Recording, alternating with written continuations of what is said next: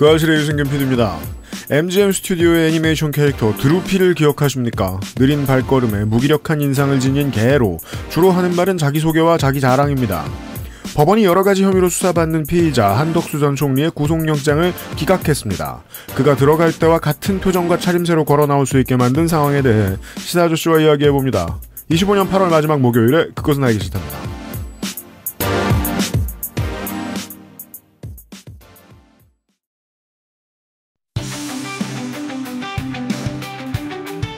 양산형 시사논평 시사아저씨 문답.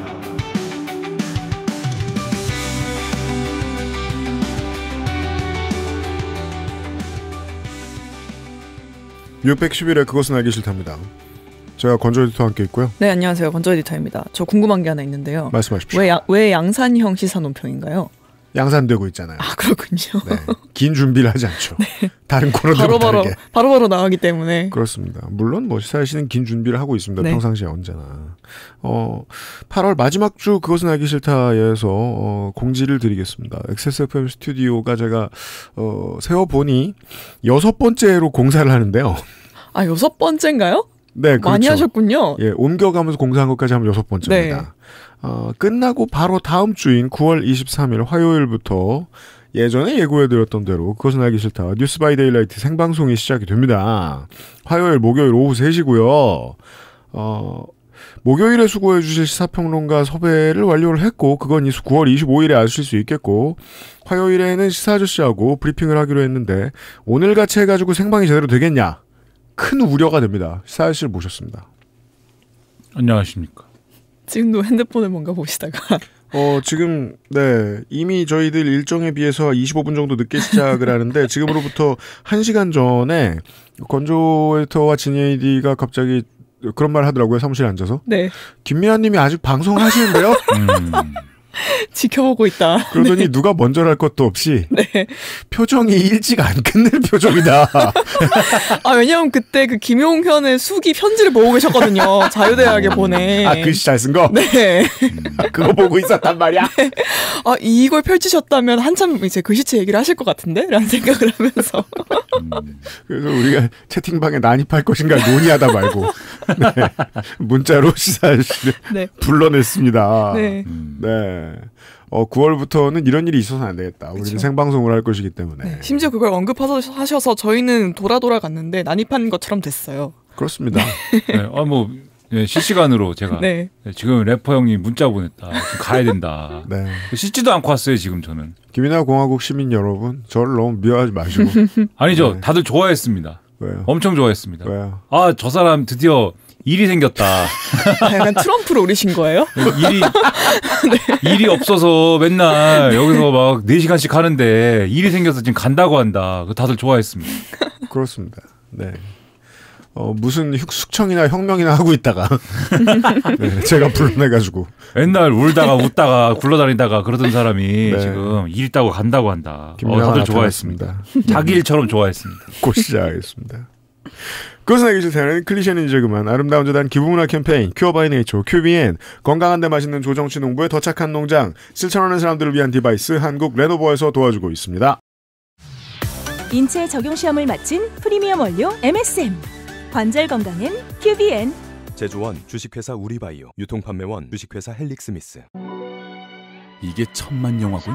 잠시도 눈을 뗄 수 없는 서스펜스, 지루할 틈 없이 터지는 유머, 거기다 다양하게 펼쳐지는 인간 군상. 근데 왜 이리 뭐가 부족한 것 같냐? 팝콘이 없잖냐. 농약 없이 기른 강원도 옥수수, 유기농 코코넛 오일과 안데스 소금, 팝콘도 건강하게 먹을 수 있다면 그건 조정치 팝콘. 세계에서 가장 많이 팔리는 노트북 브랜드 레노버. 뛰어난 가성비로 당신의 라이프 스타일을 변화시킬 아이디어 패드. 지금 바로 액세스몰 전용 특가로 구매하세요. Lenovo for those who do.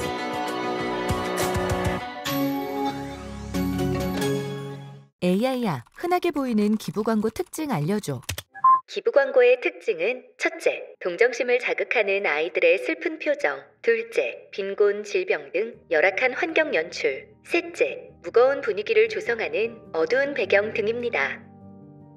기부 광고 속 아이들의 슬프고 힘든 모습, 문제는 없을까요? 아름다운 재단은 우는 아이의 사진이 없어도 마음을 열 수 있는 건강한 기부 문화를 꿈꿉니다. 당신의 기부가 더 건강하게 우리 사회에 자리 잡을 수 있도록 아름다운 재단과 함께해 주세요. 기부문화 캠페인 아름다운 재단. 아름다운 재단 29번째 생일입니다.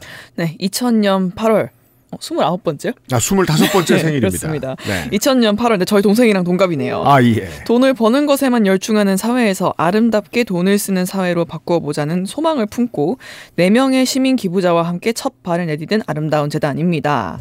창립의 정신을 기억을 하면서 25년째 열혈 활동할 수 있었던 것은 수많은 분들이 계셨기 때문인데요.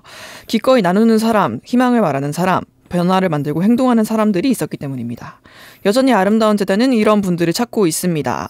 100% 민간 기부금으로 운영이 되는 시민이 주인인 재단, 25년간의 관심과 사랑에 감사드리면서 아름다운 재단의 발걸음과 함께할 여러분들께 홈페이지를 방문해 보시기를 권해드립니다.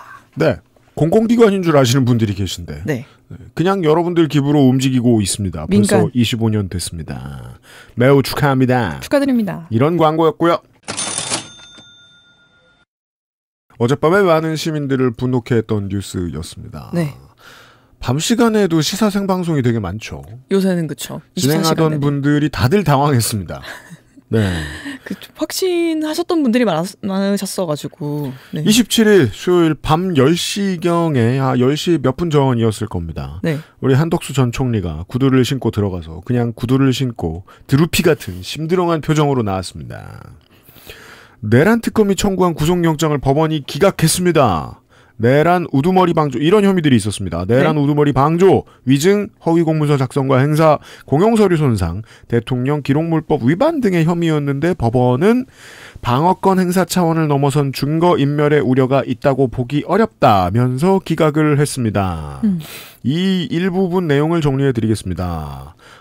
법원의 이야기입니다. 중요한 사실관계 및 피의자의 일련의 행적에 대한 법적 평가와 관련해 우리가 요즘 듣기 싫어하는 말인 다툴 여지가 있다라고 했습니다.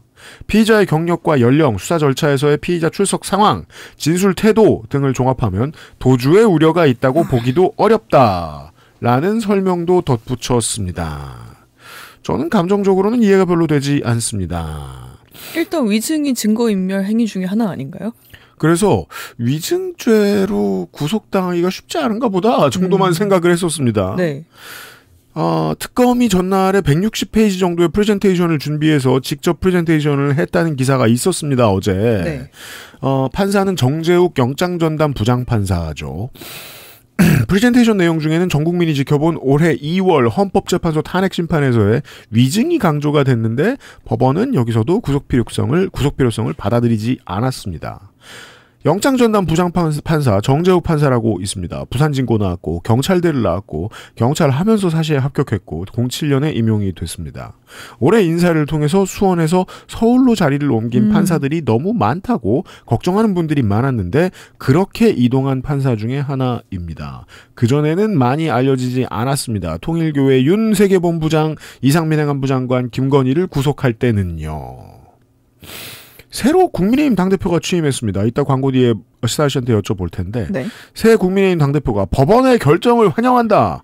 재청구에 대해 또다시 영장을 발부한다면 법원 스스로 사법부이기를 포기하는 거다라고 했고 민주당 인사들은 특별재판부가 필요하다고 목소리를 높였습니다. 양쪽 모두 반응이 화끈합니다. 보수 언론은 당시에 국무회의에 참여한 내각에 대한 수사가 앞으로 잘 안 될 거라고 주문을 걸기 시작했습니다. 시사 씨는 어떻게 보시고 계신지 묻겠습니다. 내란 특검 수사가 내각의 구성원들에게까지 못 뻗치는 겁니까 이러면? 그건 뭐 향후에 수사가 어떻게 진행되느냐에 달렸는데 잘 모르겠어요. 왜 한덕수를 구속을 시켜가지고 한덕수한테 받아낼 수 있는 진술에 여기서 내각이라는 거는 그동안에 이제 그때 국무위원들의 역할에 대한 거잖아요. 근데 그 국무위원들의 역할들하고 직결되는 이런 것들이 있느냐 그거를 봐야 되는 건데 한덕수한테 받아낼 진술이나 뭐 그런 것에 그렇게 연결되는 게 있느냐는 잘 모르겠고 오히려 한덕수보다는 이제 그 윤석열이 얘기해 줘야 되는 게 사실 많은 건데 이거는 근데 윤석열은 저렇게 뭐 들어눕고 하니까 오늘 지금 6번째 지금 불출석을 했습니다. 네. 이 정도면 F입니다. 그렇죠. 뭐 재판에도 안 나오고 특검 조사에 안 나오고 특검 조사에 나온다 해도 말 안 할 거고 이런 부분은 이제 문제죠. 그래서 그런 것들은 확실히 이제 이 방해가 되는 거다. 물론 한덕수가 이 내란과 관련돼서 굉장히 중요한 어떤 역할을 맡고 중요한 어떤 그러한 일을 했다면 한덕수가 증언해 줘야 될 것도 상당히 있는 거지만 지금 어쨌든 한덕수가 저지른 일에 대해서는 한덕수가 증언할 게 많을 텐데 네. 다른 국무위원들이 한 일에 대해서 한덕수가 증언할 게 많은 것인가는 지금 구속이 안 되기 때문에 그것까지는 이제 우리가 확인할 수가 아직은 없는 거죠. 네, 그런 맹점은 지금 있는 겁니다. 그 내각이 무슨 짓을 했는지 한덕수한테 말해달라는 것도 있겠으나 그 어젯밤에 영장 기각 뉴스를 보시고 시민들이 화내는 거를 저도 확인을 하고 저도 성질난 상태에서 그 고민이 들더라고요. 다음날 아침에 이제 많은 분석 기사 나오고 칼럼도 나올 텐데 하면서 예측했던 모든 것들이 오늘 아침에 다 비슷비슷하게 이야기가 나왔는데 이성과 감성이 맞붙습니다. 법원에 이런 이해할 수 없는 결정이 나오면 네. 이 이성과 감성이 이번 사건에 가장 첨예하게 부딪히고 있는 지점은 저는 이렇게 정리할 수 있다고 생각했었습니다. 주요 임무 종사자는 어디까지이며 어떤 사람인가? 일단 저는 그게 화났고요.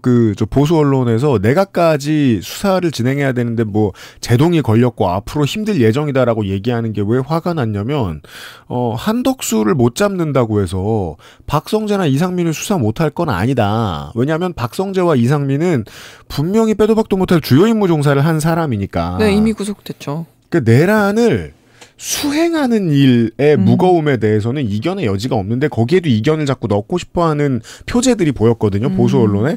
자, 그건 뭐 저 사람들 원래 철없다 치고 넘어간다고 하면 이번 내란 특검이 내놓았던 이야기들 중에 많은 언론인들이 걱정했던 게 이런 게 있었습니다. 프레젠테이션 내용에 들어갔습니까? 아니면 어디에 들어갔나요? 재헌 헌법에 대한 이야기를 해요. 재헌 헌법에서 총리가 해야 할 일에 대해서 이야기를 하고 네. 총리는 국회의 인준을 받기 때문에 국회의 뜻을 일부 따라서 대통령을 견제할 능력을 갖는다라는 요지의 주장을 하거든요.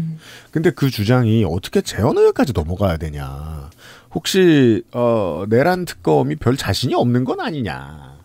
이런 걸 걱정을 했는데 제 감성은 좀 다른 얘기를 했단 말입니다. 제 기분은. 어떤 얘기를 하셨나요? 총리 자리에 앉아서 못 말렸으면 이거 주요 임무 아니야? 그렇게 생각하시는 시민들이 정말 많았을 거예요. 그리고 많은 언론인들이 꼭 그렇게만 볼 수 없다. 이성은 주로 맞는 말을 하죠. 왜? 이성적으로 봤을 때는 언제나 그렇듯이 부작위를 증명하는 건 너무나 힘드니까. 안 될 만해서 안 된 겁니까? 구속이? 다 잡아갑시다. 뭐 다 집어넣읍시다. 감옥에. 사형시키자. 공화국적 멘트. 네. 사형시키자 그냥. 피곤해. 반공화주의적이죠. 우리가 언제 사형시키재. 김민아 방송하고. 구속시키겠지. 구속시키자. 구속. 오라에 묶자. 이건 바나나 공화국이잖아요. 네 이놈. 네. 내 오라를 받아라. 네. 어려울 거라고 이성은 예측했어요. 예. 근데 신문을 읽는 시민들이 화난 것도 이해하지 못하거나 혹은 들어서는 안 될 이야기인가? 라는 데에서 아쉬움이 있었다는 거예요. 나도 화가 나요. 그러니까 오라를 받아라. 기승전 오라. 수갑을 채우고 오라도 구치소에 있어야 던지지. 오라를 묶어라. 왜 한덕수 왜 안 잡아가냐. 네, 열받습니다. 오라. 네. 어젯밤에 밤새 열받았고 그런데 네. 이걸 또 설명을 하면 또 악플들을 달더라고 또. 네, 그래가지고. 왜냐하면 시민들은 화났으니까 이거는 김민하 총통한테 다는 악플이 아니에요. 나한테 달던데? 왜냐면 지가 채널을 열었으니까 그건 채널을 연 죄고. 아니 뭐 여기도 막 달고 그러던데 뭐. 에휴. 그래서 자 또 근데 또 이 이름 팔아 먹고 사는 사람의 숙명이죠. 또 설명해주고 악플도 달리고 그건 상관없고. 양산형. 그래서 이제 일단 깔고 말씀을 드리는 겁니다. 열받는 건 마찬가지다. 네, 한덕수 저 다른 데 가가지고 얘기했습니다. 한덕수 구속될 것이다. 이건 구속이 돼야 한다. 근데 약간 불안한 건 있었어요. 좀 불안하다. 왜냐하면 혐의가 내란 우두머리 방조잖아요. 네, 그 가장 큰 혐의가 가장 주요 혐의가. 네. 왜 내란 우두머리 방조지? 그러니까 특검도 집어넣고 싶었을 거 아닙니까? 네. 근데 아까 말씀하신 대로 중요 혐의 중요 업무 종사가 아니고 왜 내란 우두머리 방조이냐. 그래서 지금 임의적으로 좀 단순하게 구분을 해보면 구분법은 이런 것 같아요. 내란 우두머리가 있는 거고 내란 우두머리는 뭐 그거는 뭐 빼도 박도 네. 못하게 이제 윤석열인 거고 여지가 없고. 네. 그다음에 중요 임무 종사자라는 거는 이 내란과 관련돼서 처음부터 같이 어느 정도 계획을 하고 그래서 그 계획 단계에서부터 함께 뭔가 사전에 이 내용을 공유해가지고 준비 단계에서부터 뭔가를 이렇게 하고 그래서 실제로 내란을 실행했을 때 같이 움직이고 이런 녀석들이 이제 중요 임무 종사자인 것 같고 손발 예를 역할을 들어, 했다. 네. 충안파의 장관과 군인들과 전역한 군인과 이번 주에는 해경이 가담한 것까지 드러났단 말입니다. 저는 가담했다는 표현을 이제 쓸 수 있을 것 같습니다. 확인해본 팩트들을 놓고 보면 이거 주요 임무다. 그럼 한덕수가 한 것도 주요 임무인가? 그렇죠. 그다음에 나머지 이제 했는데 이제 안 말리고 뭐 하다가 이제 휘말리고 이런 녀석들 있지 않습니까? 이거 이제 부하 수행한 거죠. 네. 부하 수행을 한 녀석들이 있는 것 같고, 그러니까 이렇게 나누는 것 같아요. 그러니까 기본적으로 좀 이렇게 반드시 그렇다가 아니라 지금 느낌을 보면은 구분법을 보면은 그렇게 구분하고 있는 거 아닌가 싶어요. 대체적으로. 그러면 한덕수는 뭐냐? 중요 임무 종사자인가? 근데 한덕수가 저는 굉장히 강하게 의심을 하고 있는 부분은 뭐냐면 네. 그 계엄 선포를 했을 때 그날 한덕수의 행보는 굉장히 어쨌든 뭐 계엄 선포한 걸 말리거나 본인 주장대로 이래서는 안 됩니다. 이런 거는 아니다. 분명히. 그런 건 아니고 어떤 그 상황에서의 최선을 다하려고 했던 게 맞다. 최선을 다해서 윤석열의 어떤 하고 싶었던 바를 이루어주려고 하고 컨트롤 타워 역할을 하려고 하고 이것저것 조율을 하고 이렇게 하려고 한 건 맞다. 근데 사전에 이 계획을 알고서 이전부터 북한에 드론도 보내고 그다음에 뭐 이럴 경우에는 저렇게 하고 한동훈 녀석 혼내주고 이 감옥에 가두고 네. 이런 거를 이제 같이 모의하고 이렇게 그 계획까지도 같이 세웠던 거냐. 이건 아직까지는 확인이 안 된 거잖아요. 열정적인 오른팔에 해당하는 역할을 수행했는가 내란 전까지 계속해서. 그렇죠. 거기가 불분명하고 그렇죠. 그때까지 나와 있던 세평도 허수아비에 가깝지 오른팔에 가까운 인사는 아니었단 말입니다. 네, 저희 박판규 변호사님이랑 내란 공소장 분석할 때 그때 인물들이 다 가나다라 마바사 붙여서 나오는데 그 순서가 가나다 순이 아니라 이제 중요도 순으로 갔다고 했었잖아요. 그때 한덕수가 그래서 표덕수라고 네. 저희 그랬는데 일단 지금 상황에서는 표는 아닌 것 같잖아요. 네. 파쯤 돼야 되지 않을까요? 그러니까 파 정도는 돼야지. 네. 그래서 어쨌든 요 구분법으로 보면은 특검이 생각할 때 왜냐하면 특검이 건 혐의가 내란 우두머리 방조니까 제가 뭐 법 지식이 없기 때문에 제가 특검의 법리가 잘못됐다 이렇게 얘기할 수 있는 입장은 아니지 않습니까? 그러니까 왜 내란 우두머리 방조일까에 대한 지금 생각을 해보는 거예요. 네. 왜 내란 중요 임무 종사자가 아닐까?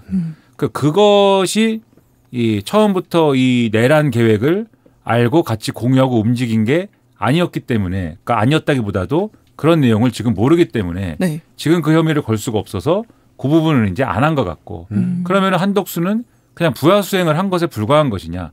지금 부하 수행을 한 것에 불과한 녀석들에 대해서 지금 뭘 수사하고 수사를 적극적으로 하고 있는 건 아니거든요. 그건 아니고 일단 중요 임무 종사자에 해당하는 녀석들부터 쭉 하는 건데 그럼 한덕수는 구속영장 청구하고 뭐 이런 대상이 아니죠. 근데 그렇게 수사를 풀 수가 없잖아요. 지금 어쨌든 한덕수는 집어넣고 일단 물어봐야 되잖아요. 그러면 이거를 뭘로 집어넣을 거냐. 중요 임무 종사자 아닌 것 같은데 예를 들면 지금 상황에서는. 그러면 그렇게 해서 생각을 해낸 게 아까 말씀하신 대로 부작위의 부분인데 이 내란 우두머리를 말렸어야지. 말리지 않았네. 이게 이 상식적으로는 적용 가능한 이 혐의인 거잖아요.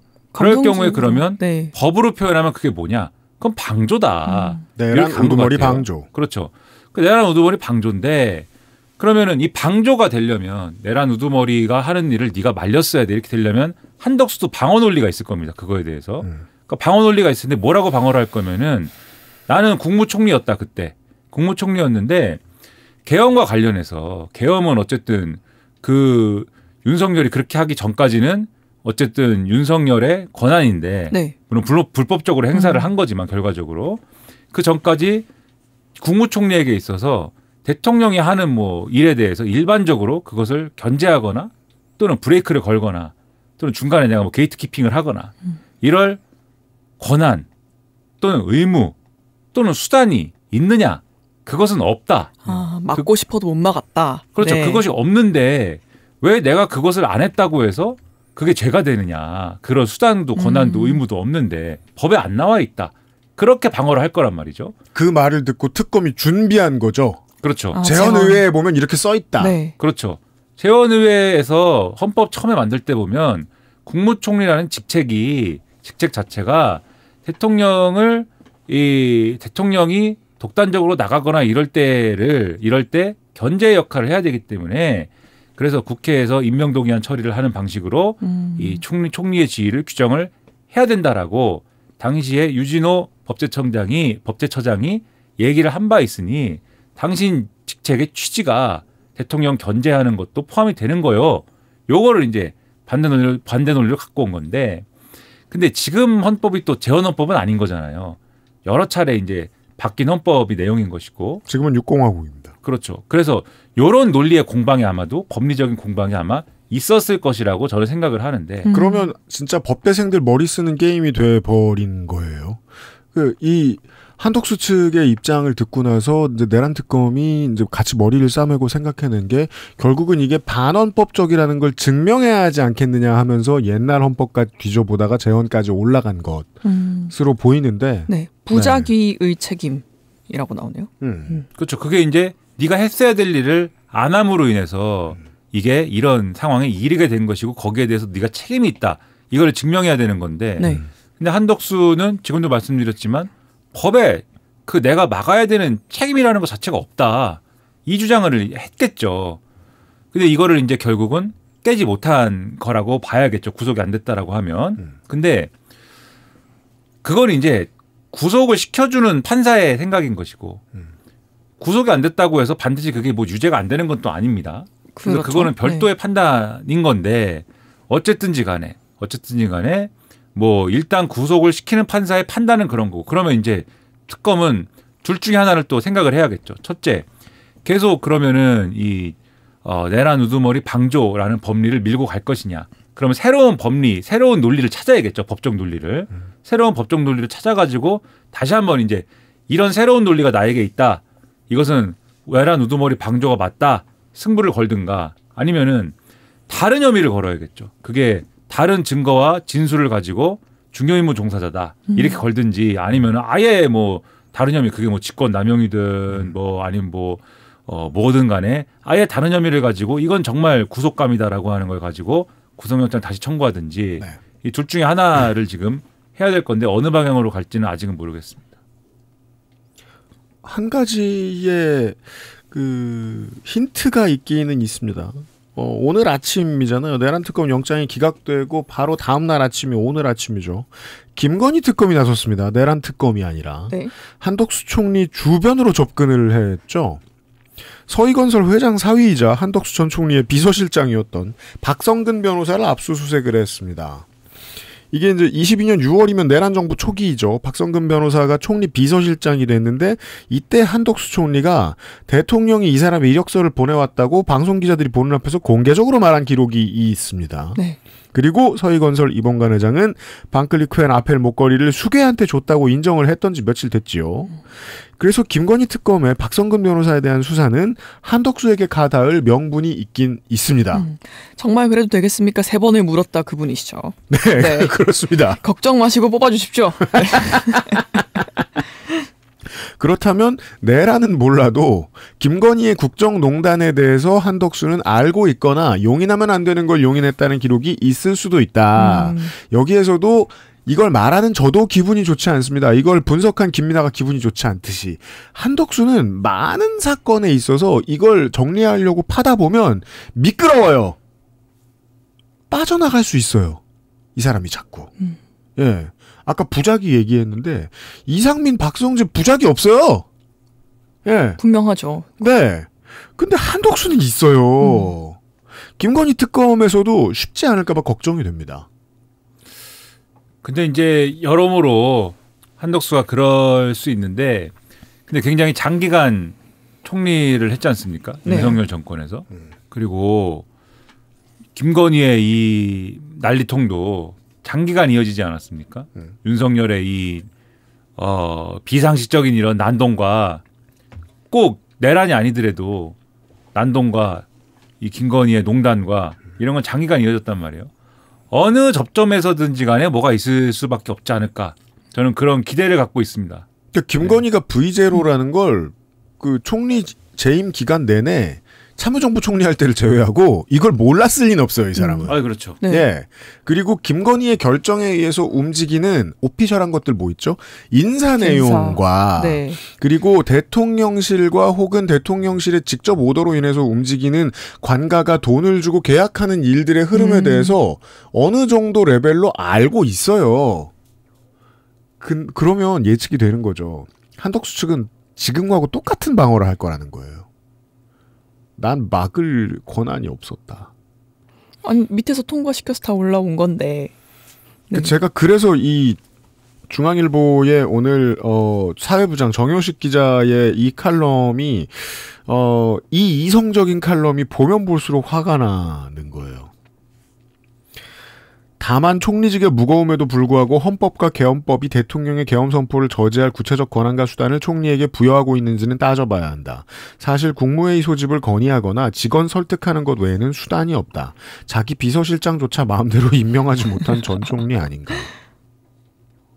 이게 지금 국민의 입장에서는 내란을 보고 분노했던 국민의 입장에서 보는 것하고 너무 큰 시각 차이가 있거든요. 특히나 일이 벌어진 뒤에 잘못한 세력에서 나는 이걸 말릴 수 없었다라거나 나는 책임이 없었다라는 것이 법원에서 깨기 얼마나 어려운 논리인지를 얘기하는 걸 보고 있는 게 버겁다고요.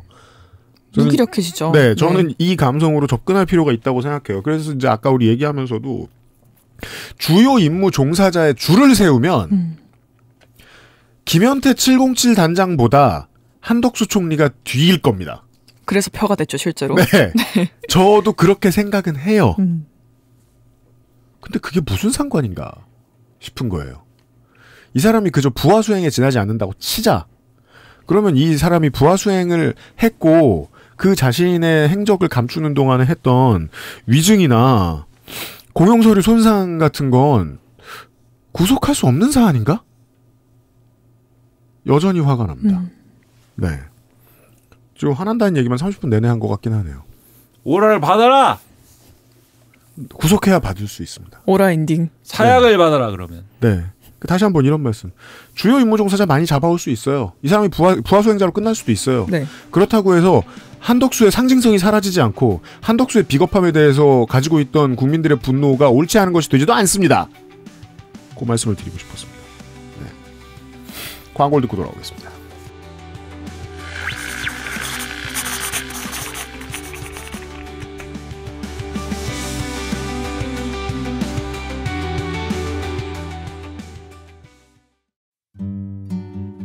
여행 많이 다니자던 아내, 중학교 올라가는 첫째, 늘 내 걱정뿐인 우리 부모님. 사랑하는 사람들을 위해 늘 건강하자는 그 말, 꼭 지키고 싶습니다. 건강을 천연스럽게 큐어 바이 네이처 큐비엔. 우는 아이가 강조된 기부 광고 괜찮으신가요? 괜찮지 않다면 아름다운 재단과 함께 해주세요. 기부문화 캠페인 아름다운 재단. 펴서 접어서 눕혀서 뒤집어서 태블릿처럼, 때로는 메모장처럼 세상에 없던 노트북 레노버 싱크패드 X1 요가 시리즈. 실천하는 당신을 위한 노트북입니다. Lenovo for those who do.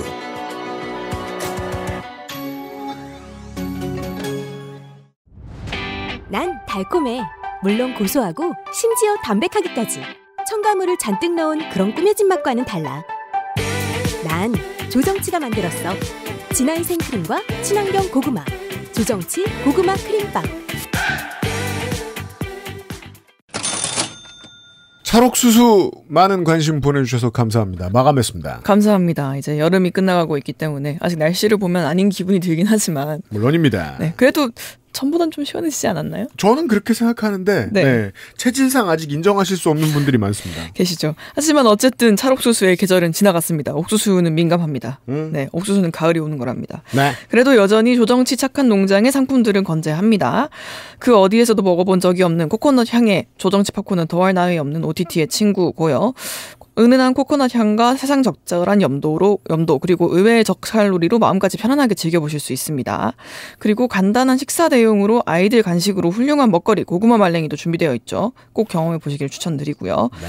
동물성 고구마 생크림이 듬뿍 들었으나 전혀 느끼하지 않고 담백한 맛의 호박 고구마 크림빵도 좋습니다. 저는 이게 사실 식사 대용으로 좀 더 좋았어요. 조정치 착한 농장의 자연품 먹거리를 XX몰에서 만나보실 수 있습니다. 이렇게 맛있는 것 치곤 가벼운 편입니다.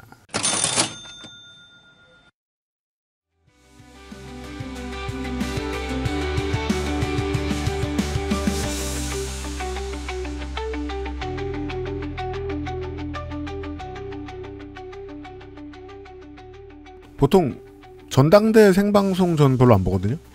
시끄럽죠. 아니 힘들고. 제가 당원이면 정말 재미있을 것 같다는 생각을 해요. 기빨리고. 네. 근데 당원 아닌 입장에서는 유튜브만 틀어놔도 기빨려요. 네, 정말요. 네. 왜 이러시는 거예요? 게다가 국민의힘에 비해서 민주당이 더 잘하기 때문에 네. 민주당께 더 기빨려요. 맞아요. 국민의힘은 잘하지도 못해서 기가 더 빨려요. 못하기까지 해. 애정도 없어 별로 당에 자기들이 행사하는 사람들이. 뮤직뱅크를 볼 때 저의 기분이죠. 요즘은 그래요? 네. 요새 이제 관심이 좀 없다 보니까 잘하는 팀 볼 때랑 둘 다 기빨리긴 해요. 근데 앞부분에 신인 약간 아직 실력 안 올라온 팀 볼 때도 기빨리고 뒤에 잘하는 팀을 볼 때도 기가 빨리는데 불과 한 10몇 년 전 네. 불과가 아니구나. 무려 10몇 년 전에 저는 그런 생각을 비슷하게 했거든요. 이 K-팝 업계에 대한 덕심이 별로 없는 사람이 네. 뮤직뱅크 같은 거 보면은 우울해져요. 그 팬들의 응원을 듣는 순간 우울해져요. 예, 그러니까 오리 한 마리 없는 강을 보는 기분이에요. 그러니까 모두가 준비된 거라고 빠져요. 그죠. 당원, 정치인, 팬. 카메라맨, 정치인이 아니지. 그러니까 팬, 네. 네, 팬, 아이돌, 카메라맨 할 것 없이 다 준비한 것만 하고 빠져요. 예. 심지어 진행도 한 글자 틀림없이 대본대로 하잖아요. 그렇죠. 네. 그것보다 더 힘든 게 전당대회 보는 일인데 우연히 보고야 말았다는 거 아닙니까? 제가 국민의힘 전당대회를. 국민의힘 신임 대표 선출 과정은 올 봄에 극우 세력이 분열할 때하고 닮아 있습니다. 그런 일이 있었는데 기억나시는지 모르겠습니다. 두 가지 파벌이 있었습니다. 전광훈을 중심으로 한 생계형 극우 광화문파가 있었고, 그랬죠. 소년보를 전면에 내세운, 소년보가 중심이 아닙니다. 소년보를 전면에 내세운 개신교 주류의 여의도파가 있었습니다. 우린 세련됐다. 그리고 이 두 팀이 서로에게 너네가 친중이다, 너네가 친명이다 하면서 다투었습니다. 그게 지금까지 연결돼서 신의 한수 운영자 신혜식 씨가 최근에 뭔가 자수한 줄 알고 계시는 분이 계신데 수사를 받으면서 동시에 반대파인 여의도파의 행적을 낱낱이 밝히기 위해서 나온 거죠. 대통령실이랑 연락했어요. 팔아넘기려고. 네. 예. 국민의힘 전당대 막판에는 우파 채널들이 나서서 한동훈, 안철수, 조경태 순서대로 좌파라고 불렀습니다. 이것까지는 이해가 됩니다. 근데 막판에 가면 김문수를 민주당 프락치라고 공격을 합니다. 여기에 대해서 피로를 느낀 당원들 상당수가 제가 보기에는 전당대회 투표를 포기한 걸로 보이고 극우 당원들의 표가 살아남아서 장동혁 대표를 선출한 걸로 보입니다. 시사 아저씨가 보는 장동혁 의원의 승리 비결은 뭡니까? 윤어게인이죠. 윤어게인. 윤어게인. 그들의 생존력인가요?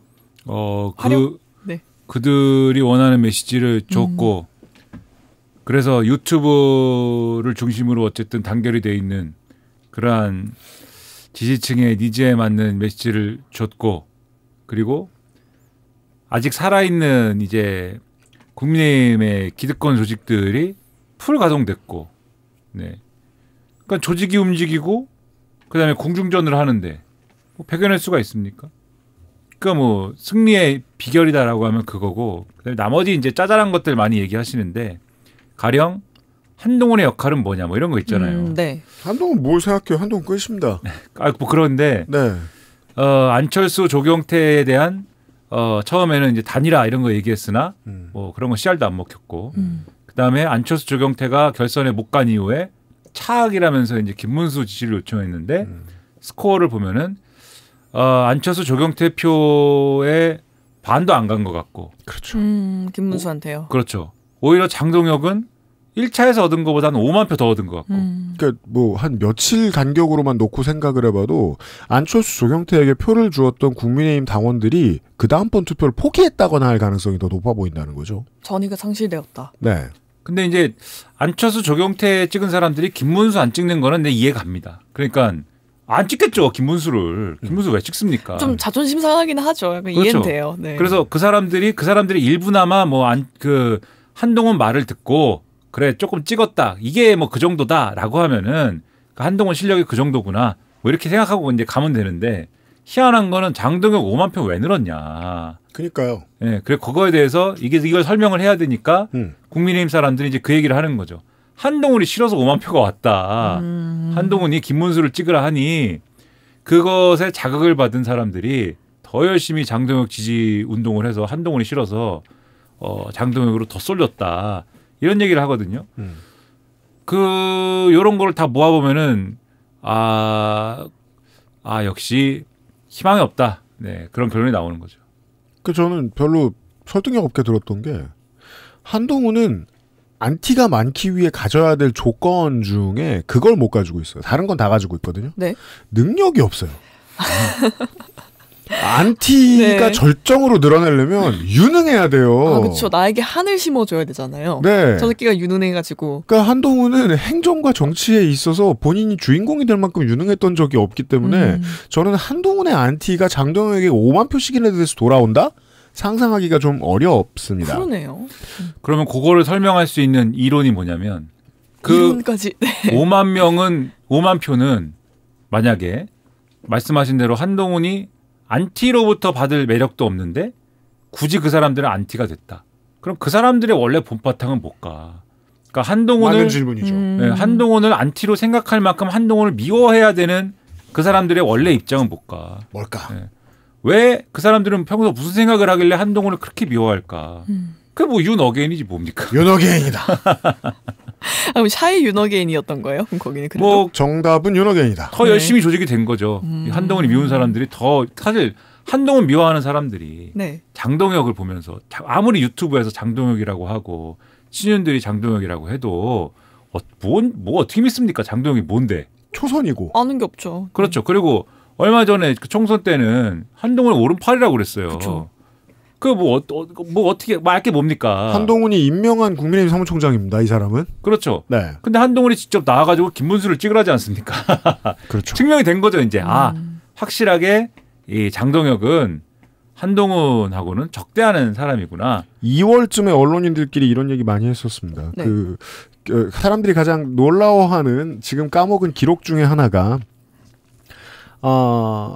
내란을 중지시키는 국회 표결에 참여한 사람입니다. 그렇죠. 저도 사실 그거 보고 장동혁 예쁜이에요. 진짜, 그날까지만 해도. 네, 저의 시간선이 어떻게 된 건지 그래서 그때 혼란스러워요. 네. 그때까지만 해도 아무 문제 없었습니다. 언론인들은 친한계 몇 의원들이 투표에 참여했다. 친한계로 분류했고 예쁜이 1월, 2월쯤부터 이제 서로 쿡쿡 치릅니다. 야 친한 아니래. 야 친한 네. 아니야. 그리고 진행자들이 친한계 누구? 요즘은 친한계 아니래요. 네. 그 시점 어느 즈음에 한동훈과 장동혁의 관계에 프릭션은 있었던 모양입니다. 장동혁 씨는 사실 수상해요. 네, 처음부터 수상합니다. 어떤 점이요? 장동혁, 그러니까 이거는 뭐 혼자 그냥 하는 생각입니다. 어디 뭐 사실 다른 데서도 그냥 얘기하는 수상함인데 이분은 어쨌든 배지를 어디서 달았습니까? 보령서천에서 2022년 보궐선거에서 달았잖아요. 네. 근데 그 보궐선거라는 게 지금 보면은 6월 지방선거하고 한 세트로 엮어가지고 이제 치른 보궐선거인데 그 보궐선거가 지금 생각해보면 누가 공천했습니까? 김건희, 윤석열 이렇게 해가지고 세트를 공천한 그 선거잖아요. 다 지방선거, 보궐선거를 다 거기서 그 김영선, 명태균, 김영선 세트도 나오는 것이고 그렇죠. 다 하나하나 사연들이 다 있는 데잖아요. 네. 그러면 장동혁은 그 보령서천에 그 뭐 혼자 뭐 도전하지도 않았을 것인데 거기 나가고 싶은 사람도 많았을 것인데. 죄송합니다. 초선이 아니고 1.5선이죠, 이 사람은. 그러니까 보령서천은 보수 정당에게 인기가 많은 자리입니다. 그렇죠. 안전하거든요. 거기 뭐 나가고 싶은 사람도 많을 텐데 네. 거기서 뭘로 공천 받았습니까? 누구 힘으로 공천 받았어요? 그거 알 수 없는 일이죠, 그거. 알 수 없는 일이고. 하지만 그때 가장 강한 힘은 김건희한테 있었고요. 그렇죠. 그때 뭐 예를 들면 김영선만 공천하고 이랬을 리가 없는 거고 지금도 보면 우리가 다른 건 다 민주적으로 하지만 딱 하나 창원만큼은 그럴 리가 없죠. 그럴 가능성이 훨씬 낮죠. 네. 그러니까 장동혁 의원은 거기서 어떻게 공천받았냐? 충남은 충남대로 충남에 명태균 같은 사람이 있어가지고 김건희와 대화를 나누었겠죠. 그 요게 의심스럽고 그다음에 지금이야 우리가 윤석열이 한동훈을 죽인다고 하면 참 죽이고 싶었겠지 이렇게 생각하지만 지금이야 그렇잖아요. 네. 예전에는 눈에 넣고 다녔습니다. 왜냐하면 안 아팠거든요. 그렇죠. 윤석열이. 그러니까 2023년도 말에 한동훈이 비대위원장 한다고 했을 때는 다 어떻게 생각했습니까? 윤석열이 보냈다. 이렇게 생각하잖아요. 사실 그 둘이 틀어진 게 그렇게 오래되지 않은 일이네요. 네. 그렇죠. 그리고 그때 충돌해가지고 눈 오는데 눈발 날리는데 한동훈이 90도 인사할 때 인사십은 네. 다들 뭐라고 그랬냐면은 이게 참 둘이 정치에 미숙해서 이렇게 됐지만은 저 둘의 관계가 20년 된 관계인데 때려야 뗄 수 없는 관계다. 그렇죠. 인간적으로는 다 이게 끝나고 나면은 화해하고 또 이렇게 즐거운 관계로 간다 이랬잖아요. 다 약속 대련이다. 이미 알려져 있었습니다. 김건희와 한동훈은 문자를 허구한 날 주고받는 사이다. 그래서 사람들은 이렇게 상상했습니다. 집사다 거의. 가방 캐리어다. 그래서 저거 다 심지어 지금 말씀하신 대로 어떤 사람은 약속 대련이라고 했어요. 네. 요즘에 무슨 지금도 본인이 가장 큰 윤석열의 피해자라고 주장하는 모라는 지금 국회의원이자 모 당의 대표가 있습니다. 모라는 사람이 있어요. 네. 오렌지 색깔 옷 입고 다니는 모라는 사람. 그 코인도 열심히 하는 것 같고 모라는 사람이 있어요. 가끔 지난번에 TV 토론 나왔고 뭐 험한 말 하고 이래갖고 국회 제명될 것 같고 이런 사람이 있어요. 그런 분이 계셨죠. 그 사람이 약속 대련이라고 그랬어요. 그때 뭐 지금 생각하면은 상상할 수가 없는 일이죠. 그러니까요. 약속 대련으로 사람을 죽이는 건 너무하잖아요. 죽이려고 했는데 추가하려고 했는데. 근데 그때는 그런 분위기였단 말이에요. 다들 막 에이 뭐 못 믿겠다. 그때 장동혁 씨는 어떤 생각을 했을까요? 아니야 윤석열이 한동훈 죽일 거야 이랬을까요? 본인 거기도 그 동네도 다 그렇게 생각했잖아요. 그러니까 장동혁 씨가 그때 사무총장을 맡은 게 과연 나는 윤석열을 버리고 한동훈한테 줄 서야겠어 이런 거였을까? 아니면 그렇죠. 이게 그냥 뭐 어영부영해서 다 이게 주류로 가는 길이야 이런 느낌이었을까? 저는 후자 아니었을까? 이 어영부영 그냥 이렇게 가면서 다 같이 하나로 가는 길이야 이랬을 가능성이 컸을 것이고 그렇게 하다 보니까 정신 차려 보니까 내가 친한 게 지금 오른팔이 돼 있고 한데 또 로판 제목으로 나가야 될 것 같네요. 그렇죠. 정신 차려 보니 내가 한동훈의 오른팔 뭐 이런 거. 다시 눈을 떠보니 내가 국민의힘 당 대표. 이게 이대로 내가 계속 가야 되는가? 이대로 계속 내가 윤석열하고 척지고 윤석열의 이 제거 대상이 되는 건가? 이런 고뇌 속에 나는 어느 시점에서는 결단할 수밖에 없다. 한동훈, 윤석열 양자택일을 해야 되는 거다. 이 생각을 하는 와중에 뭐 이건 계엄을 하고 내란이 터지고 이랬는데 거기까지는 이래서 그래도 장동혁이 판사 출신인데 어영부영 뭐 해제하는 데는 갔겠죠. 하지만 나오고 나서 탄핵을 하는 거냐? 이거는 여기서는 이제 결정을 해야죠. 거기서 이 사람의 본질이 나온 거죠. 주류로 가야 된다. 한동훈이 그때까지도 친한파 해가지고 몇 명 되지도 않는 거고 그다음에 그 내란 상황에서는 한동훈과 윤석열이 어떤 관계인지는 이미 다 만천하에 드러난 거잖아요. 죽이는 거구나. 그다음에 그때 당내의 다수는 누굽니까? 다수는 친윤이에요. 친윤이었죠. 지금이나 그때나. 네. 그러면 여기서는 어디를 선택해야 살아남습니까? 친윤을 선택해야 살아남는 거잖아요. 그래서 그때 그 다 일관된 계산이에요. 그 내가 서야 되는 곳은 지금도 과거에도 그랬고 뭐 그때도 그랬고 지금도 그랬고 친윤이다. 그래서 한동훈을 버리지 않습니까? 그러니까 한동훈 지도부가 붕괴하잖아요. 그 이렇게 구성을 쭉 해보면은 이 지금 당 대표에 이르는 길이 다 사실 일관됩니다. 그니까요. 네, 일관된 트랙을 갖고 온 거예요, 이 사람은. 저는 이 해석이 가장 맞는 것 같은 게 시사 씨의 설명대로면 장동혁은 오피셜리 단 한 번도 윤석열에게 진심으로 등을 돌린 적이 없네요. 당선된 이후에 네. 지금까지. 그럼 왜 왔다 갔다 한 것 같죠? 정치 신인은 원래 엉성합니다. 내가 줄을 선 다음에도 네.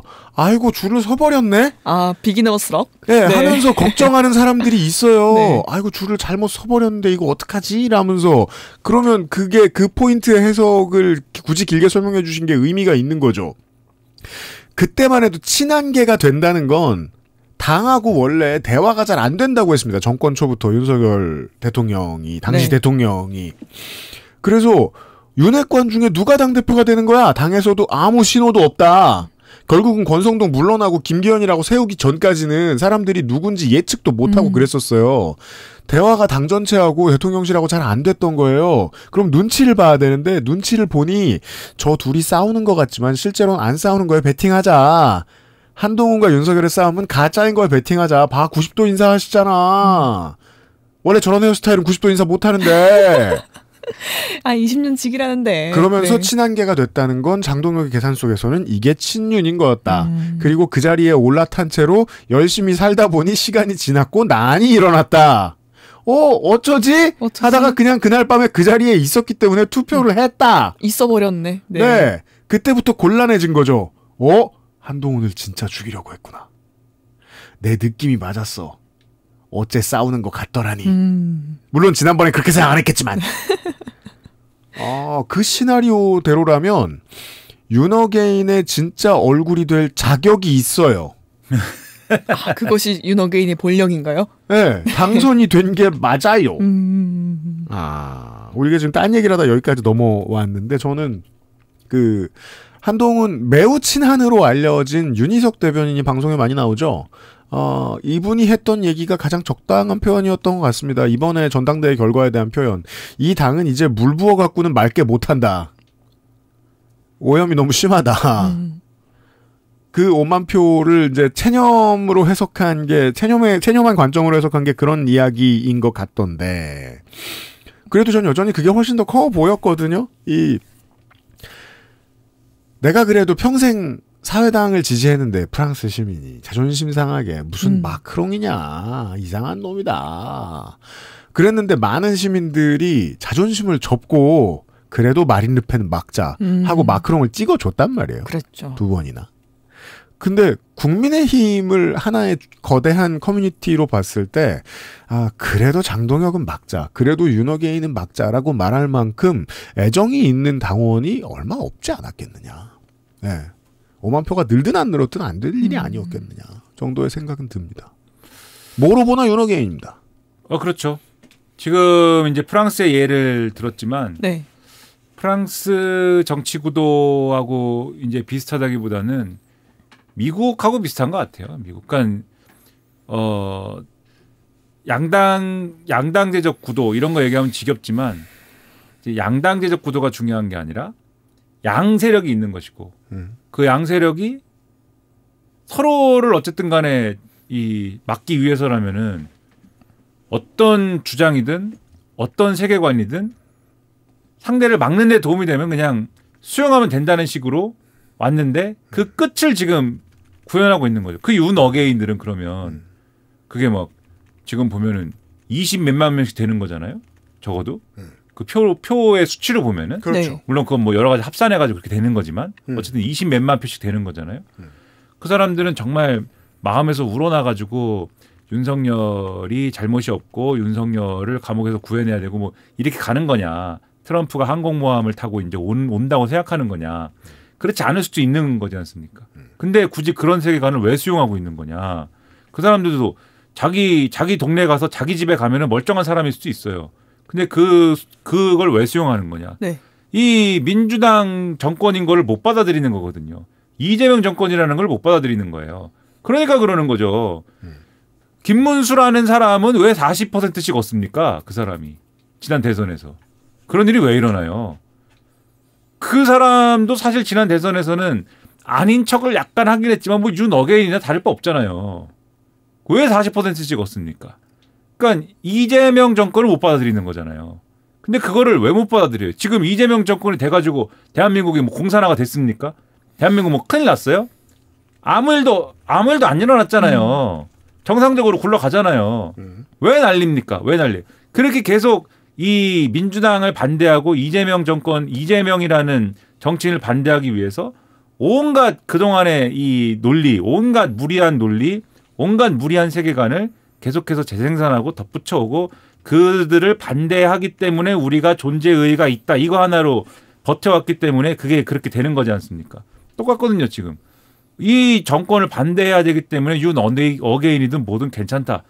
이렇게 온 게 지금 상황을 만든 거예요. 그러니까는 이게 뒤집어 얘기하면 당 혁신을 하겠다는 한동훈이나 네. 안철수나 조경태나 이런 사람들이 저는 사실 또 뭐 김문수는 말할 것도 없고 뭐 다르냐. 그분들이 뭐 이렇게 집권하고 했다고 해서 그래서 아까 뭐 방송 패널도 말씀하셨지만 뭐 누가 나와가지고 이제 그 장동혁 씨가 이렇게 대표가 된 거에 대해서 막 이게 뭐 망했다라고 얘기하지만 사실 여러분들이 대표가 됐더라도 상황은 이 종류가 달랐을 수는 있는데 윤 어게인은 아니었을 수도 있는데 윤석열과의 관계는 이제 재설정했을 수 있는데 정치의 본질적인 부분은 크게 안 달랐을 것 같은데 저는 약간 그런 생각도 들더라고요. 그런 면에서 프랑스적인 구도라기보다는 이거는 미국적인 구도가 훨씬 더 큰 거 아니냐. 저는 그런 생각이 좀 듭니다. 일종의 외국인 혐오도 있죠. 나머지 3명의 후보는 민주당 혹은 민중당 출신입니다. 민정당 오리지널은 장동혁 한 사람밖에 없었습니다. 놀랍게도. 네. 네. 외국인 혐오. 이게 저 민주당 수입 선수들이 너무 많기 때문에 거기에 중진들 중에 그런 것 같고요. 우리 신임 당대표가 유튜버 스타일의 대외 정치를 하고 있습니다. 며칠 되셨는데. 유튜버 스타일의 정치는 뭐냐면 테러할 때 빼고는 논쟁의 대상을 오프라인에서 만나지 않습니다. 절대 현피하지 않죠. 그리고 카메라 앞에서 저주만 합니다. 네. 네. 그리고 정청래 당대표가 시비를 걸어줬는데 노상원 수첩에 적힌 사람들은 죽었어야 마땅하냐. 윤어게인을 주창하는 세력이 지도부에 들어왔다라고 공개적인 메시지를 남기자. 근데 이거는 이제 외교처럼 보면 민주당 입장에서는 신임 국민의힘 당대표에 대한 일종의 환영 메시지라고 생각하거든요. 정청래 대표의 스타일을 봐도 네. 그렇고. 네, 하염. 장동혁 대표가 빵 터졌다. 왜곡과 망상으로 점철된 정치 공세에 굳이 답할 필요가 없다라고 말하면서 논쟁을 피했습니다. 그보다도 중요한 문제는 미국에서 돌아오는 길에 대통령이 선수를 던졌습니다. 영수회담 제안을 했죠. 네. 보통 언론인들은 영수회담을 먼저 제안하는 쪽에 우호적인 논조를 보여줍니다. 내년 지방선거에서 중도표를 다시 끌어모으는 일이 아무리 생각해도 지금부터 해야 될 제일 중요한 일인데 장동혁 당대표는 사실상 거절했습니다. 아직은 지지자 만족시키는 허니문 기간이라서 이러는 걸까요? 아니면 앞으로도 계속 이럽니까? 근데 왜곡과 망상은 어떤 점에서 왜곡과 망상인 거예요? 그러면은 노상원은 아무도 죽이지 않을 것이다. 아닌 것 같은데. 나는 윤어게인을 주창하지 않는다. 그러니까 이상하지 않습니까? 이게 롯데리아에서 뭘 먹으면서 내란을 꾸밀 수가 있느냐? 이것은 망상이다. 롯데리아 하니까 배고파지네. 저도요. 근데 네. 그런 이제 전망을 하는 분들도 있어요. 장동혁이라는 사람이 이제 전당대회니까 막 이렇게 더 그런 거지. 더 윤어게인을 한 거지. 원래 좋은 애야. 네, 이제 대표가 됐으니까 채통을 지키지 않겠느냐. 내키진 않았을 거야. 네. 근데 본인의 기분은 뭐 그럴지도 모르겠습니다. 본인의 기분은. 근데 정치라는 게 본인 기분대로 됩니까? 그렇게 안 됩니다. 조경태 안철수도 민주당에 있을 땐 좋은 말 많이 했어요. 이게 김문수는 오히려 네. 당장 같이 앉아 있는 최고위원 중에 우리 김민수 선수를 보세요. 아, 네. 네. 귀여운 외모가 특징입니다. 네. 엔젤 전설 같아요. 당장 당 게시판 얘기부터 하잖아요. 아, 그렇죠. 팔동훈을 찾자 이 얘기부터 하지 않습니까? 네. 팔동훈 찾고 그 다음에 방송 패널 얘기하잖아요. 그러니까 당선 축 하더니 단두대를 빡 꺼냅니다. 네. 지금 방송 나가가지고 당을 헐뜯는 이 우리 당 소속 패널들은 해당행위다. 혼날 줄 알아라. 아까 말한 윤희석 대변인이죠. 이런 얘기 하지 않습니까? 네. 숙청과 혁명. 김종혁 의원. 윤희석 대변인은 뭐 언제부터 또 친한이었습니까? 사실 안 그랬는데. 사실. 오래 안 됐죠. 참. 아무튼간에 네. 그런 얘기부터 시작하잖아요. 친한 구독 24개월 이상 한 선수 아무도 없습니다. 저 당에 없어. 아 분명 연관 결제했을 텐데. 그렇습니다. 안타까운 일입니다. 그런 얘기하고 그 지도부가 그러는데 그러면 장동혁이라는 대표가 거기서 앉아가지고 어이 김민수 선수 그만하지 뭐 이럴 겁니까?